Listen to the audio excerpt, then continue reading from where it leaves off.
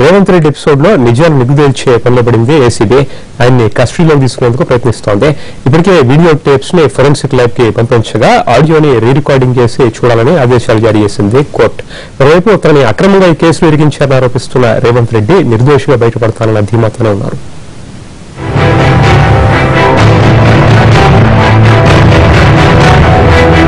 ఓటుకు నోటు వ్యవహారం ఇప్పుడు తెలుగు రాష్ట్రాల్లో హాట్ టాపిక్ గా మారిపోయింది. పార్టీల నుంచి వివిధ వర్గాల వరకు ఎక్కడ చూసినా దీనిపైనే చర్చ సాగుతోంది. మరోవైపు వీడియో ఫుటేజ్లను కోర్టుకు సమర్పించడంతో పాటు ఫోరెన్సిక్ ల్యాబ్ కు కూడా పంపించింది ఏసీబీ. అయితే గొంతు ఎవరిదన్న క్లారిటీ కోసం రేవంత్ ఆడియోను రీ రికార్డింగ్ చేసి చూడాలని న్యాయస్థానం ఆదేశాలు జారీ చేసింది. మరోవైపు వీడియో ఫుటేజ్ లో రేవంత్ కొన్ని పదాల్ని పదే పదే చెప్పారు. అయితే బాస్ ఎవరన్న విషయాన్ని ఇప్పటి వరకు ఏసీబీ క్లారిటీగా చెప్పలేకపోతోంది. ఆయన్ని విచారణకు అనుమతిస్తే మరిన్ని విషయాలు బయటకు రాబట్టొచ్చని భావిస్తోంది.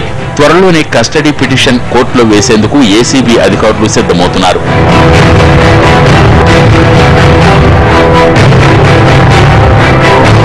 అటు 50 లక్షలు ఎక్కడి నుంచి డ్రా చేశారు, బ్యాంక్ అకౌంట్ ఎవరి పేరు మీద ఉంది, లేదంటే ఎక్కడి నుంచి తీసుకునొచ్చారు అన్న వివరాలను కూడా బయటకు లాగేందుకు ప్రయత్నిస్తున్నారు అధికారులు.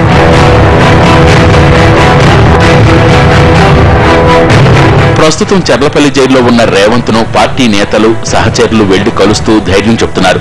ఈ నెల 11న తన కూతురు ఎంగేజ్మెంట్ ఉందని వారితో రేవంత్ చెబుతూ అక్రమంగా కేసులో ఇరికించారని ఆవేదన వ్యక్తం చేసినట్టు తెలుస్తోంది. తప్పకుండా నిర్దోషిగా బయటకు వస్తానన్న ధీమాతో ఉన్నారట.